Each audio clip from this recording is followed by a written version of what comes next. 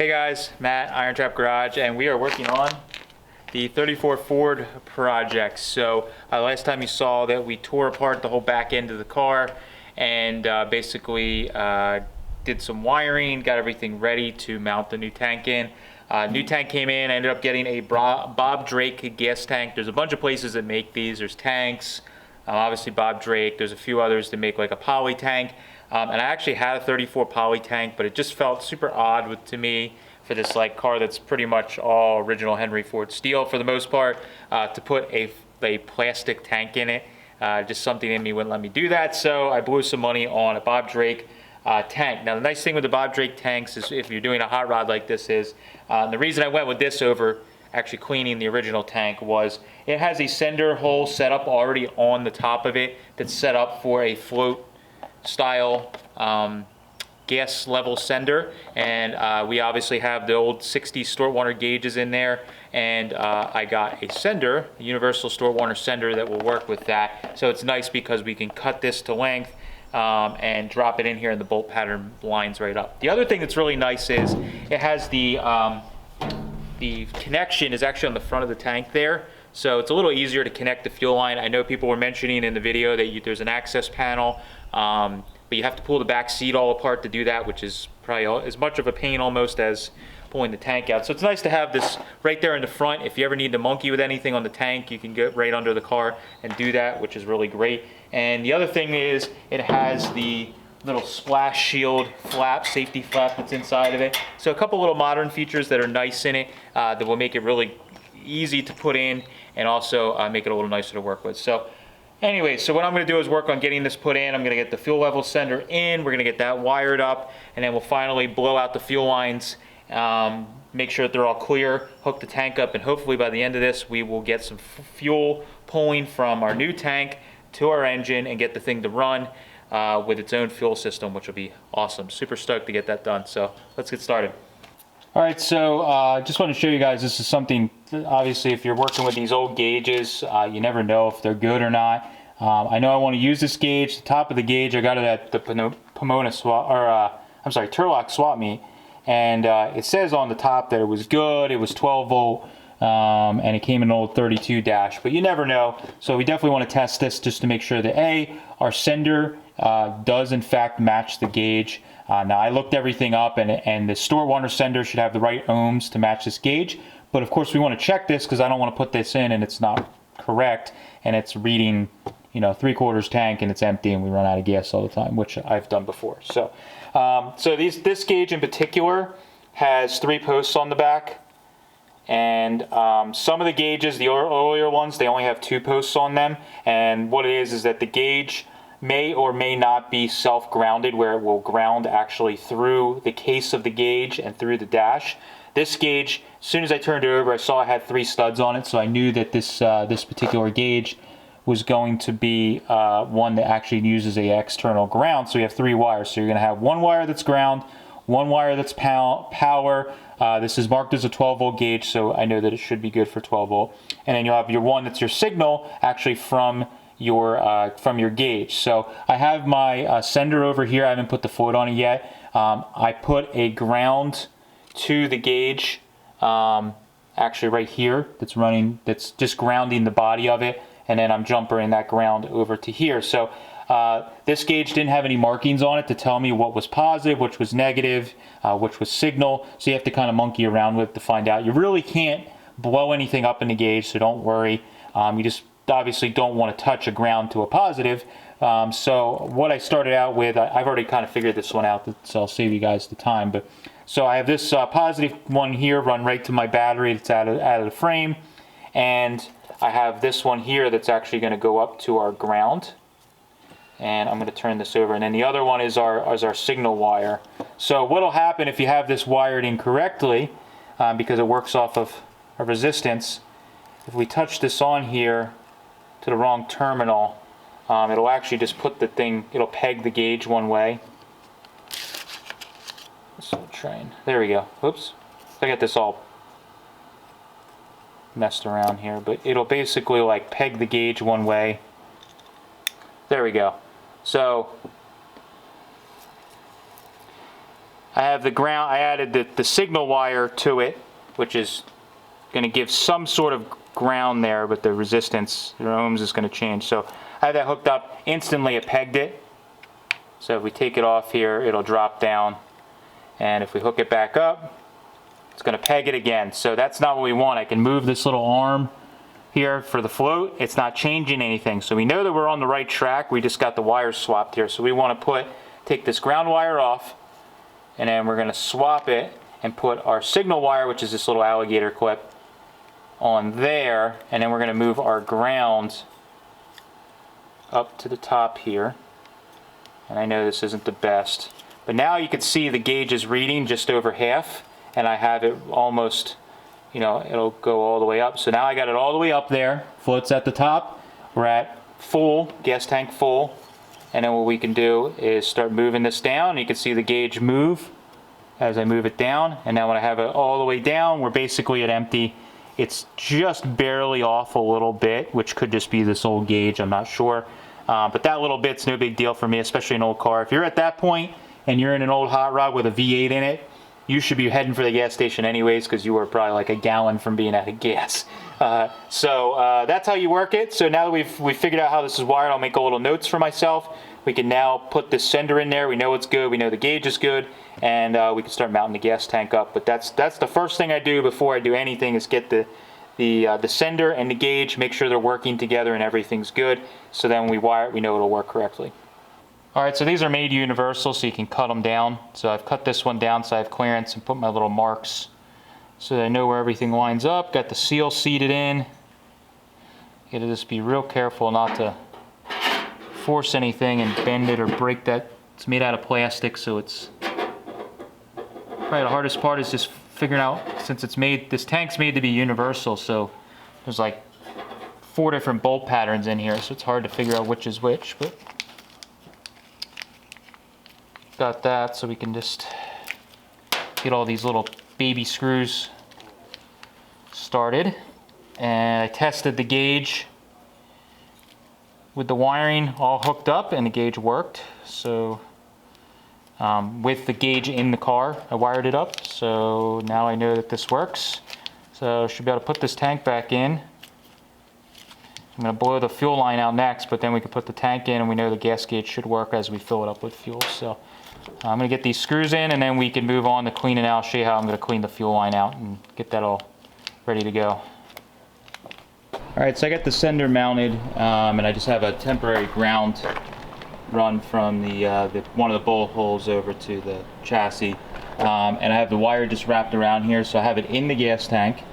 And I cut down the rod that fits in there, and it seems to be all okay. But you don't really know till you fill the tank up. So what I'm doing now is just testing to make sure that I have full range in the gauge. We made sure the gauge had full range outside of the tank, but now we need to make sure that it's in the tank that it has full range and it doesn't read incorrectly. So that is where my problem is right now. So I powered everything up, turned the key on, and I'll open the door here so you guys can see. What I got is tank sitting flat down, and it's hard to see, but we're not at a fully empty. It's showing about just under empty there when it's all the way down. So it's off maybe, I don't know, an 1/8 tank or something. And I want to get it a little closer than that, and actually it should be correct. So what I think happened is when I cut that rod down, even though it felt like the rod was short enough, I think it needs to go a little shorter, because what I think is happening is because the tank is curved right here, it's also curved the same in the bottom, and the float is just hitting on that curve and not letting the float go all the way down to give us a full empty reading. So this is why when I'm doing this stuff, I'm much more careful in this car, because you got to take the whole back of the car apart to get the tank out. On other cars, it's no big deal. You just drop the tank back out and it takes a few minutes. But this car, we got to make sure we have this right. So I've been flipping the tank over to get us full. So if I flip this tank over, I'll put you on the tripod here. So the other way I'm testing our full is if I flip this tank over with everything hooked up. This is just ground, so we're not going to hurt anything if it touches. And I got the exhaust pipes wired up so they can hold the weight of the empty tank here. So if we roll this over, we hear our float bottom out. And the tank's sitting pretty level here, you can see. I mean, it's just sitting on my exhaust pipes, but again, I have stainless wire that holds the weight, so it's not hurting the exhaust. But you can see now, with the tank flipped over, and the float basically all the way at the top there, as if we had a completely full topped off tank, our gauge is reading full. So basically that's telling us that I have plenty of motion when it's filled, and it's not touching at the top, but at the bottom it's bottoming out just a little bit. So we need to shorten that rod up just a little bit so it can go down in the tank just enough to give us a full empty reading, and we don't have to always compensate with an eighth tank and be wondering. So I'm going to take this sender back out, shorten the little rod up, put it back in, and then we should be good to start installing this thing. Alright, so I cut about an 1/8 inch off the rod on the float, and now we can turn the key on. Tank's sitting at rest. Basically, obviously has no fuel in it. So we can see we are just above that white line.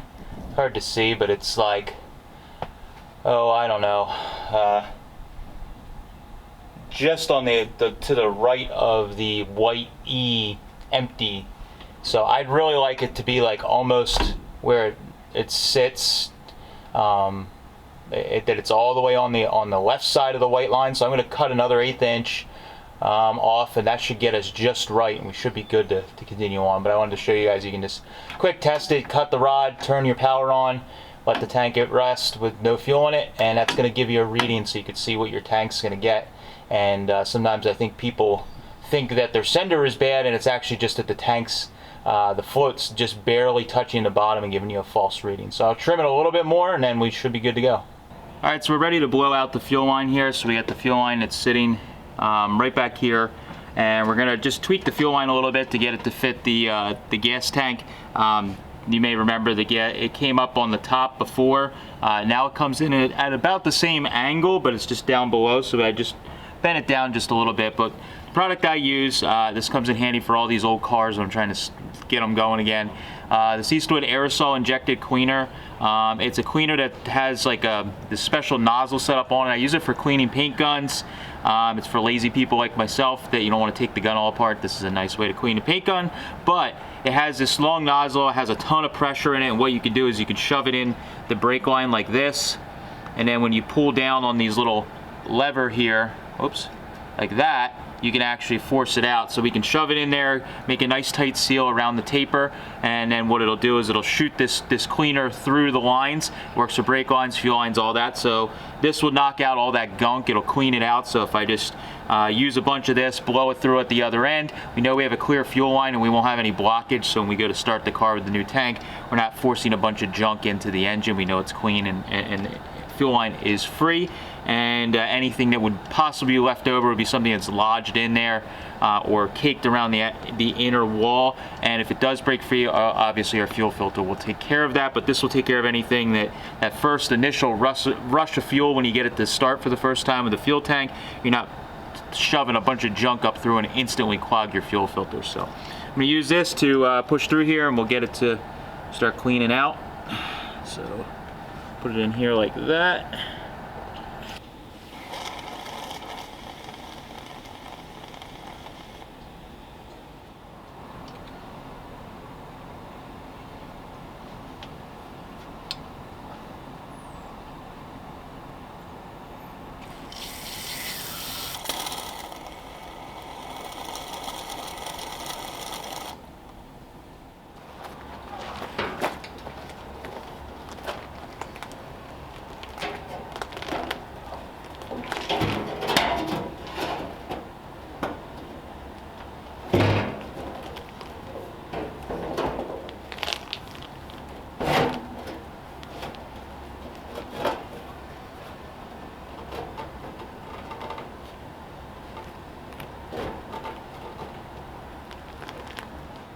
Alright, so we're going to put fuel in this.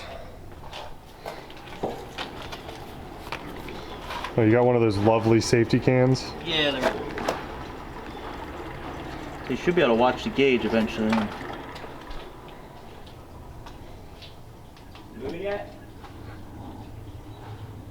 Looks like it. Yeah, a little bit.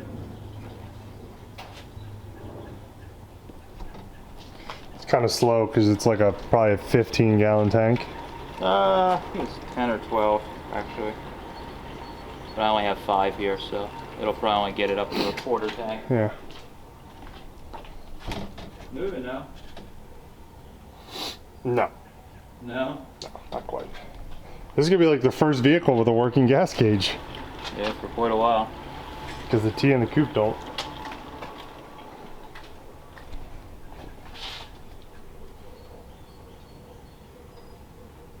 It's off the E-line, right? Yeah, it's off the E-line. That can feeds super slow though. Like it's only here in level, it's like halfway. Yeah, so we put 2 gallons in it. Yeah, we're at quarter tank now. Just about a 5 gallon, so it's reading. One of these swap meets, you need to find like an old gas can. It would have been done already with a... I got a couple, but they don't have, usually don't have funnels on them. They usually don't have the little necks. Yeah, that actually worked pretty good. Hey. We've got gas.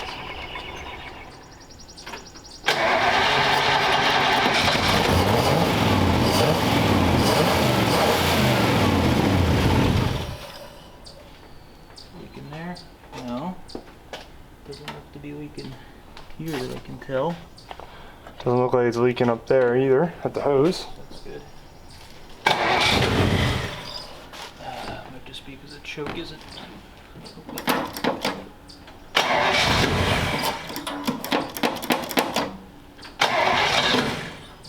Come on.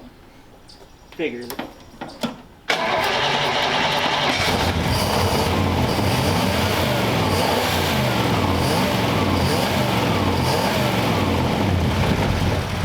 I think his mufflers are like half clogged.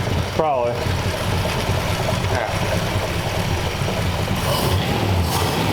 Shoot more shit out of them now. You definitely hear it leaking over here.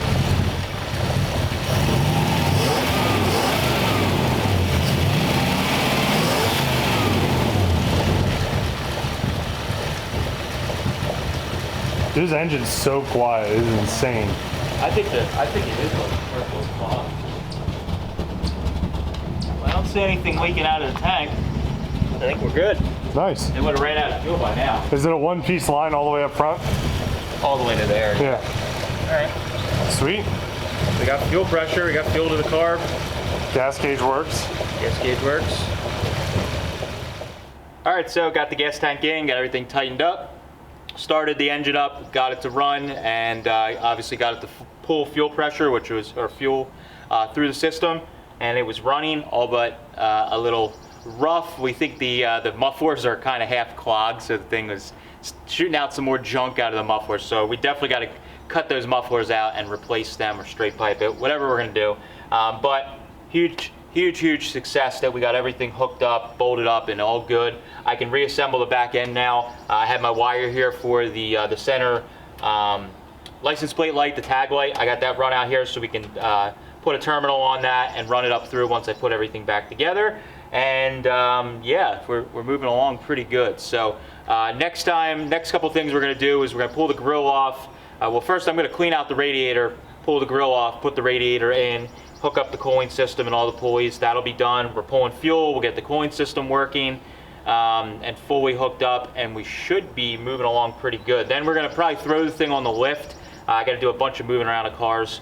Throw this on the lift and we can get under the car, do the exhaust work, do the brake work, go over all the wheel bearings, all that stuff, and keep moving along. But I cannot wait to take this thing around the block. We might sneak a little drive around the block once we get the cooling system hooked up and all good. And obviously with the fuel tank in, we might take a little sneak around the block before we finish some of the last little bit of work, because it's what we do, just take sketchy drives in cars that shouldn't be on the road. So thank you guys for following along, appreciate it. Hopefully you guys found this interesting and informative. If you're doing trying to put a Stewart Warner fuel gauge in with a tank and all that stuff, these are things that definitely will trip you up and cause some headaches, and hopefully those little tips are helpful for you. Thanks guys, catch you later.